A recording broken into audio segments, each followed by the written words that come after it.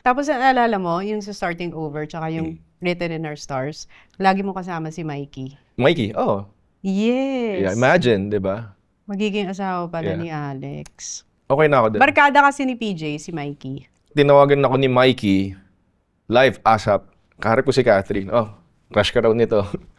Kaya kung gusto mo ako makita, puntahan mo ako dito. Pumunta si Mikey. Ayun. Uy, natatawa ako kasi, di ba madalas kang pumunta sa dressing room?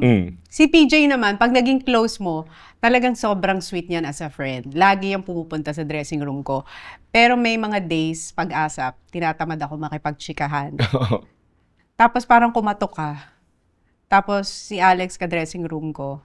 Tapos sabi ko, sino yan? Si PJ. Tapos nagtago ako dun yung sa dressing room na parang curtain. Sabihin nyo, nagbibihis ako. Kasi alam ko na yung mga ngulit ka, mga magahay ka. Sabihin mo na nagbibihis ako. Tapos pumasok ka, tapos nakikinig ako.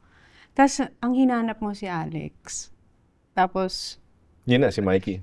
Oo, tapos parang kinakwento mo si Mikey, ganyan-ganyan. Tapos paglabas ko, sabi ni Alex, minsan rin kasi feeling ka eh. Ikaw hinana, ako. Yung pagka-feeling ka, nagtatago ka pa. Ako hinanap ni PJ.